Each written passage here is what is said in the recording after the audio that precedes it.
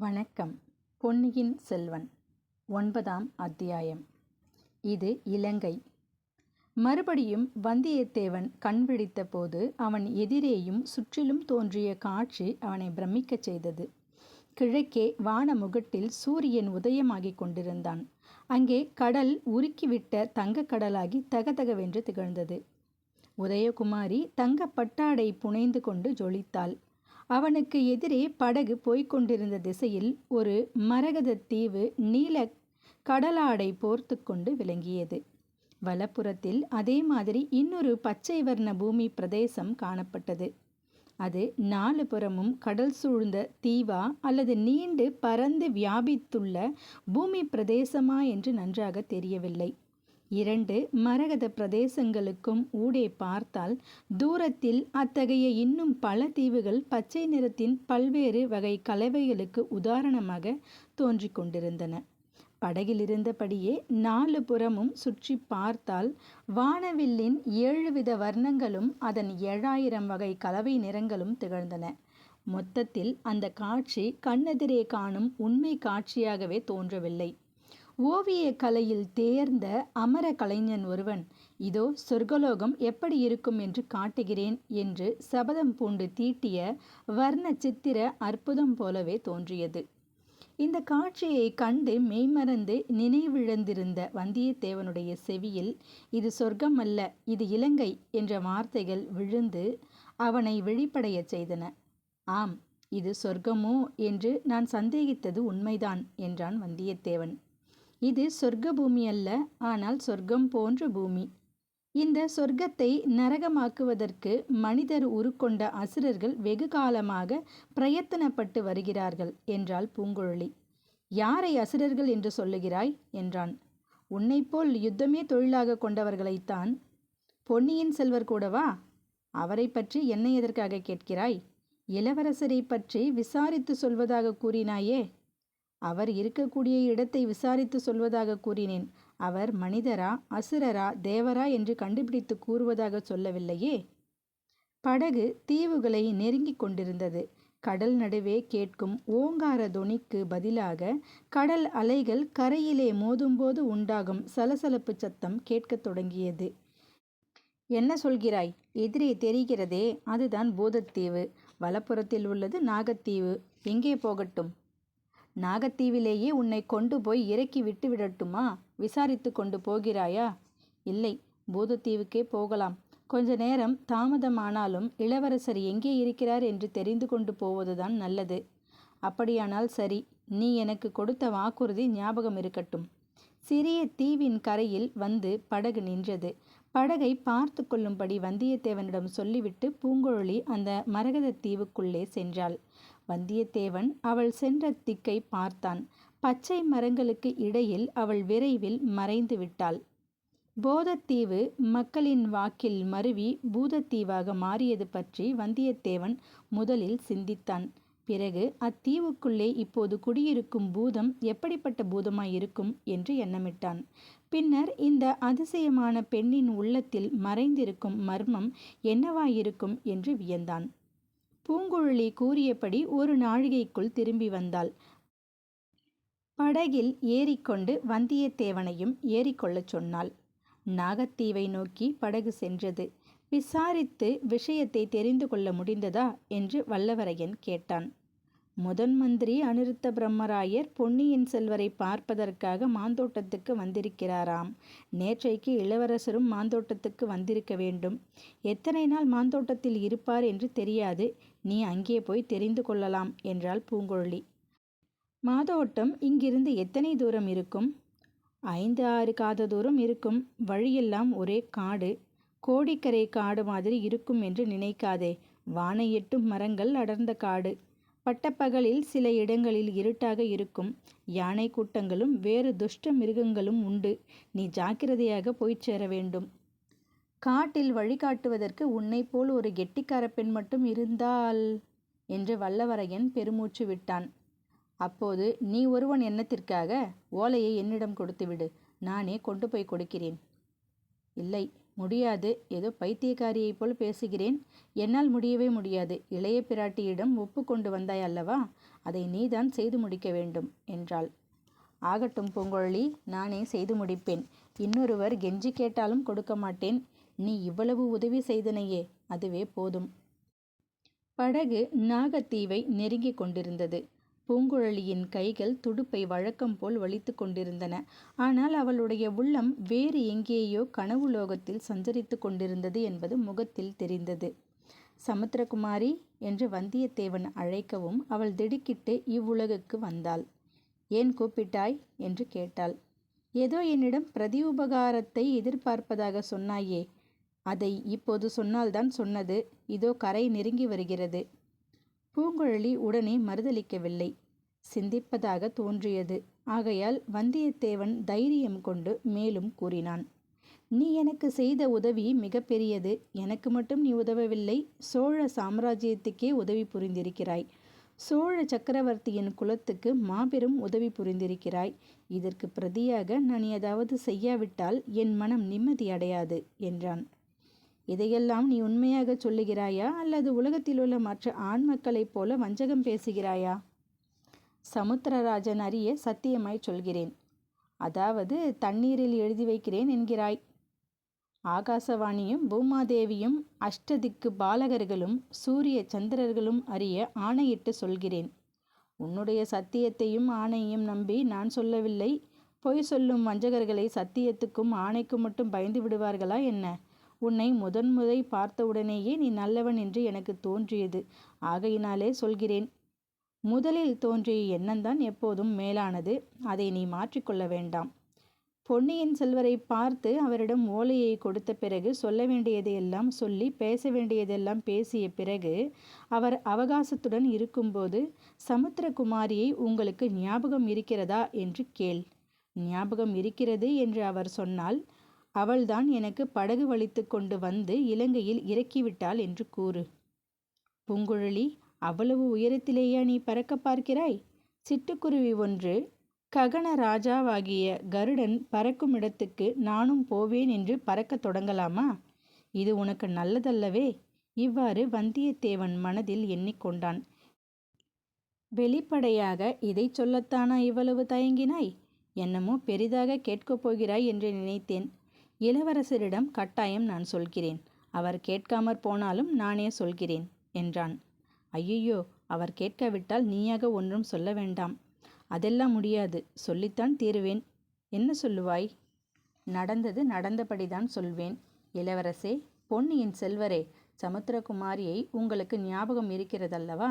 ஞாபகம் இல்லாவிட்டால் இப்போது ஞாபகப்படுத்தி கொள்ளுங்கள். அவள்தான் என்னை பழுவேட்டரையரின் கொலைகார ஆட்களிடம் சிக்காமல் காப்பாற்றினாள். அவள்தான் தன்னந்தனியாக படகு தள்ளி கொண்டு வந்து என்னை இலங்கையில் சேர்த்தாள். கடலில் விழுந்து தத்தளித்த என்னை அவள்தான் காப்பாற்றி படகில் ஏற்றிவிட்டாள். சமுத்திரகுமாரியின் உதவி இராவிட்டால் நான் உயிருடன் வந்து உங்களை பார்த்திருக்க முடியாது. இந்த ஓலையும் உங்களுக்கு கிடைத்திராது என்று சொல்லுவேன். சரிதானே? இதுவரை சொன்னது சரிதான். மேலும் ஏதாவது சேர்த்து கொண்டு விடாதே. இதையெல்லாம் நான் அவரிடம் சொல்லச் சொன்னதாக சொல்லிவிடாதே. சேச்சே, என்னை முழு பைத்தியம் என்று நினைத்தாயா? இளவரசர் அதற்கு ஏதேனும் மறுமொழி சொன்னால் அதை உள்ளது உள்ளபடி என்னிடம் சொல்ல வேண்டும். கூட்டியோ குறைத்தோ சொல்லக்கூடாது. உன்னை மறுபடி நான் எங்கே பார்ப்பது? என்னை பார்ப்பதில் என்ன கஷ்டம்? கோடிக்கரையிலோ இந்த பூதத்தீவிலோ அல்லது இரண்டுக்கும் மத்தியில் படகிலோ இருப்பேன். ஊருக்கு திரும்பும்போது இந்த வழியாக வந்தால் பூதத்தீவில் நீ இருக்கிறாயா என்று பார்க்கட்டுமா? தீவுக்குள்ளே எந்த காரணத்தை கொண்டும் நீ வரக்கூடாது. வந்தால் விபரீதமாகும். இந்த படகு கடலோரத்தில் இருக்கிறதா என்று பார். இருந்தால் ஏதாவது ஒரு அடையாளம் வைத்துக்கொண்டு சப்தம் செய். நான் நேற்று குயில் மாதிரி கூவினேனே, அந்த மாதிரி நீ கூவ முடியுமா? குயில் மாதிரி கூவ முடியாது, ஆனால் மயில் மாதிரி சத்தம் செய்வேன். இதை கேள். வந்தியத்தேவன் வாயை கையினால் மூடிக்கொண்டு மயில் கத்துவது போன்று அகோரமான குரலில் கத்தி காட்டினான். அதை கேட்டு பூங்குழலி கலகலவென்று சிரித்தாள். படகு நாகத்தீவின் கரையை அணுகியது. இருவரும் படகிலிருந்து இறங்கினார்கள். வந்தியத்தேவன் கரையில் ஏறி விடை பெற்று கொண்டான். பூங்குழலி படகை திருப்பினாள். வந்தியத்தேவன் சபலத்துடன் திரும்பி பார்த்தான். உன்னுடன் வருகிறேன் என்று சொல்லி அவளும் வரமாட்டாளா என்ற ஆசை அவன் மனதில் இன்னமும் கொஞ்சம் இருந்தது. ஆனால் பூங்குழலி அவனை கவனிக்கவே இல்லை. அதற்குள் அவள் கனவு லோகத்தில் சஞ்சரிக்கப் போய்விட்டாள் என்பதை அவள் முகம் எடுத்து காட்டியது. 10ஆம் அத்தியாயம். அநிருத்த பிரம்மராயர். இந்த கதையின் ஆரம்ப காலத்திலேயே நமக்கு நெருங்கி பழக்கமான ஆழ்வார்க்கடியான் நம்பியை கொஞ்ச காலமாக நாம் கவனியாது விட்டுவிட்டோம். அதற்காக நேயர்களிடமும் நம்பியிடமும் மன்னிப்பு கோருகிறோம். முக்கியமாக நம்பியின் மன்னிப்பை இப்போது நாம் கோரியே தீர வேண்டும். ஏனெனில் ஆழ்வார்க்கடியான் இப்போது வெகு கோபமாயிருக்கிறான். அவனுடைய முன்குடுமி ராமேஸ்வர கடற்கரையில் அடிக்கும் காற்றில் பறந்து கொண்டிருக்கிறது. அவனுடைய கைத்தடியோ தலைக்கு மேலே சுழன்று கொண்டிருக்கிறது. அவனை சுற்றி ஆதி சைவர்களும் வீர சைவர்களும் பலர் சூழ்ந்து கொண்டிருக்கிறார்கள். அவர்களுடைய ஆர்ப்பாட்டம் பலமாக இருப்பதால் ஆழ்வார்க்கடியானுடைய கதி என்னவாகுமோ என்று நமக்கு கொஞ்சம் கவலையாகவும் இருக்கிறது. எனினும் நம்பியின் நரசிம்ம அவதார தோற்றமும் அவனுடைய கைத்தடி சுழலும் வேகமும் அந்த கவலையை போக்குகின்றன. வந்தியத்தேவனும் இளைய பிராட்டியும் பேசியதை ஒட்டு கேட்ட ஆழ்வார்க்கடியான் பழையாறையிலிருந்து அன்றைய தினமே புறப்பட்டான். வாயு வேகம் மனோவேகமாக தென் திசையை நோக்கி சென்றான். வழியில் எங்கும் அவன் சைவ வைஷ்ணவ சண்டையில் இறங்கவில்லை. காரியத்துக்கு குந்தகம் வரக்கூடாதென்று மனதை கட்டுப்படுத்தி கொண்டு வலுவில் வந்த சண்டைகளை கூட வேண்டாம் என்று ஒதுக்கி தள்ளிவிட்டு நடந்தான். மதுரையில் சிறிது நேரம் தங்கினான். அங்கு அவன் அறிய விரும்பிய செய்தியை விசாரித்து அறிந்து கொண்டு ராமேஸ்வரத்துக்கு புறப்பட்டான். வந்தியத்தேவன் பூங்குழலியின் படகில் சென்று இலங்கை தீவில் இறங்கிய அதே நாள் மாலையில் ஆழ்வார்க்கடியான் நம்பி ராமேஸ்வரம் வந்து சேர்ந்து விட்டான். அந்த புண்ணிய பூமியை மிதித்தவுடனே ஆழ்வார்க்கடியானுடைய மனதில் அத்தனை நாளும் அடங்கி கிடந்த வைஷ்ணவ ஆர்வம் கரையை உடைத்து கொண்டு பொங்கிவிட்டது. ராமேஸ்வர தீவில் எங்கெங்கும் மொய்த்து கொண்டிருந்த வீர சைவ பட்டர்கள் அந்த ஆர்வத்துக்கு தூபம் போட்டு விட்டார்கள். அந்த புண்ணிய ஸ்தலத்துக்கு வரும் யாத்ரிகர்களுக்கு வழிகாட்டி அழைத்து சென்று பற்பல தீர்த்தங்களிலும் ஸ்நானம் பண்ணி வைப்பதும் ஆலயத்தில் மூர்த்தி தரிசனம் செய்து வைப்பதும் அந்த தீர்த்தம் மூர்த்தி விசேஷங்களை எடுத்து சொல்வதுமே அவர்களுடைய அலுவல்கள். எனவே புதிய யாத்ரிகர்களை கண்டதும் பட்டர்கள் பலர் சென்று சூழ்ந்து கொள்வார்கள். அவ்விதமே ஆழ்வார்க்கடியானையும் சுற்றி மொய்த்து கொண்டார்கள். அப்பனே, வா வா, இந்த ஸ்தலத்திலுள்ள 64 தீர்த்தங்களில் ஸ்நானம் செய்து உன் தேகத்தில் தரித்திருக்கும் வைஷ்ணவ பாஷாண்ட சின்னங்களை கழுவி துடைத்துக்கொள்.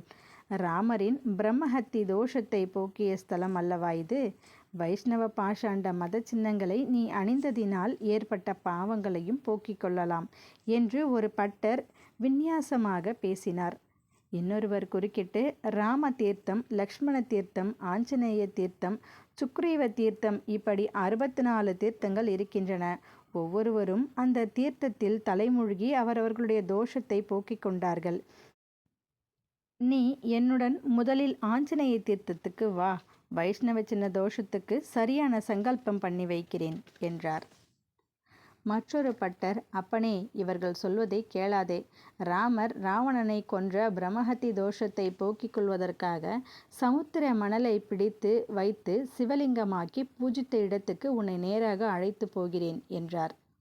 ஆழ்வார்க்கடியான் கண்ணில் தீப்பொறி பறக்க எல்லோரையும் ஒரு தடவை விழித்து பார்த்து, நிறுத்துங்கள் உங்க அபத்த பேச்சை. முதலில் நீங்கள் சொன்ன தீர்த்தங்களினாலே உங்களுடைய நாவை அலம்பி உங்கள் பாவத்தை தீர்த்து கொள்ளுங்கள் என்றான். ஓஹோ, ராமன் லக்ஷ்மணன் என்றெல்லாம் சொன்னதனால் எங்களுக்கு பாவம் வந்திருக்கும் என்று நினைக்கிறாயா? அப்படி ஒன்றுமில்லை. இந்த சேத்திரத்துக்கு பெயரே ராமேஸ்வரம். ராமர் ஈஸ்வரனாகிய சிவபெருமானை பூஜை செய்து பாவத்தை போக்கிக் கொண்ட இடம். அத்துடன் ராமர் என்ற பெயரில் இருந்த தோஷமும் போய்விட்டது என்றார் ஒரு வீர சைவப்பட்டர். ஓ அஞ்ஞான சிரோன்மணிகளே, ஏன் இப்படி தலைக்கு தலை உளறுகிறீர்கள்? இந்த ஸ்தல பெயரின் அர்த்தம் இன்னதென்பதையே நீங்கள் தெரிந்து கொண்ட பாடில்லை. நீதான் சொல்லேன் பார்ப்போம். பிரம்மாவினுடைய ஒரு தலையை பறித்ததினால் சிவனுக்கு பிரம்மஹத்தி தோஷம் பிடித்துவிட்டது. திருமாலின் பூரண அவதாரமாகிய ராமபிரானுடைய பாதம் பட்டு புனிதமான இந்த இடத்துக்கு சிவன் வந்து அந்த பிரம்மஹத்தி தோஷத்தை போக்கிக் கொண்டார். ராமனை ஈஸ்வரன் பூஜித்த இடமானபடியால் ராமேஸ்வரம் என்ற பெயர் ஏற்பட்டது. தெரிந்து கொண்டீர்களா? மூட சிகாமணி பட்டர்களே என்று ஆழ்வார்க்கடியான் கர்ஜித்தான். யாரடா அவன் எங்களை மூட சிகாமணிகள் என்பது? அடே தடியா, நீ என்ன தலையில் கொம்பு முளைத்தவனா என்று ஒரு பட்டர் சீறினார். இல்லை ஐயா பட்டரே, என் தலையில் கொம்பு முளைக்கவில்லை, கையிலேதான் இந்த கொம்பு இருக்கிறது. என்னை யார் என்று கேட்டீரல்லவா, சொல்கிறேன். திருக்குறுகூரில் அவதரித்து வேதம் தமிழ் செய்த நம்மாழ்வாரின் அடியார்க்கு அடியான், மற்றவர்களை மண்டையில் நைய புடைக்கும் கைத்தடியான் என்று தடியை தூக்கி காட்டினான். ஆழ்வார்க்கடியார்க்கு அடியானே, நீ ஏன் உன் தலையில் முன்புறத்தில் குடிமை வைத்திருக்கிறாய்? அதையும் மழுங்க சிரைத்து விட்டாயானால் உன் மண்டையில் உள்ளும் புறமும் ஒன்றாயிருக்கும் என்றார் ஒரு சைவர். பட்டர்களே, இந்த புண்ணிய கஷேத்திரத்திலே வந்து என் முன்குடிமையை எடுத்து விடுவதாகவே எண்ணியிருந்தேன். அதற்குள் நீங்கள் ஞாபகப்படுத்தினீர்கள். அடே, நாவிதர் தெருவுக்கு சென்று ஒரு நாவிதனை அழைத்து வாருங்களடா. கத்தியை நன்றாய் தீட்டிக்கொண்டு வரச் சொல்லுங்கள். இவனுடைய சிகையை ஆணிவேரோடு களைந்தெறிய சொல்லலாம் என்றார் ஒரு பட்டர். இதற்கு நாவிதனை கூப்பிடுவானேன்? நாமே அந்த கைங்கரியம் செய்து விடலாமோ? நல்ல கூர்மையான கத்தியை கொண்டு வாருங்கள் என்றார் இன்னொரு சைவர். கொஞ்சம் பொறுங்கள், இன்னும் ஒரு விஷயம் பாக்கியிருக்கிறது. ஒரு காலத்தில் என் தலை முழுவதும் சிகை அடர்த்தியாக இருந்தது. ஒரு சைவனுடைய மண்டையை உடைத்துவிட்டு என் சிகையிலிருந்து ஒரு ரோமத்தை வாங்கிவிடுவதென்று விரதம் எடுத்துக்கொண்டேன். அதன்படி 3/4 வாசி சிகை தீர்ந்து விட்டது. இந்த ஊரில் என் முழு விவரத்தையும் நிறைவேற்றி கடலில் ஒரு முழுக்கு போடப் போகிறேன். எங்கே ஒவ்வொருவராக உங்களுடைய மண்டையை காட்டுங்கள் பார்க்கலாம் என்று ஆழ்வார்க்கடியான் கைத்தடியை ஓங்கினான்.